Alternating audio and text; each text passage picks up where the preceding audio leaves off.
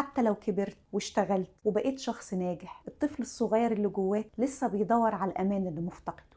الإعلامي محمود سعد بعد أكتر من 60 سنة لسه فاكر مشهد واحد في طفولته، أمه بتجري في الصالة وأبوه بيجري وراها بالسكينة. كان طفل مش فاهم إيه اللي بيحصل، بس الخوف سكن جواه من ساعتها. الدكتور جابور ماتي المتخصص في صدمات الطفولة بيقول إن الطفل لما بيتأذى وما يعرفش يدافع عن نفسه أو يهرب أو يطلب المساعدة بيخبي الألم جوه نفسه عشان يقدر يكمل، بس ما بينساش. الصدمة الحقيقية مش في اللي حصل، لكن لأن الطفل بيعيش وجعه لوحده، وبما إن كل وجع وراه حكاية، كل حكاية ليها باب للشفا بيتفتح. الشفا مش في إنك تنسى، الشفا في إنك تتقبل اللي حصل وتعرف ان انت كنت بتحاول تنجو، وان ما كانش مطلوب منك وقتها اكتر من كده، وانك تسمع صوت الطفل اللي جواك وانت الكبير دلوقتي اللي يقدر يحميه، وتقول له اخيرا انت مش لوحدك.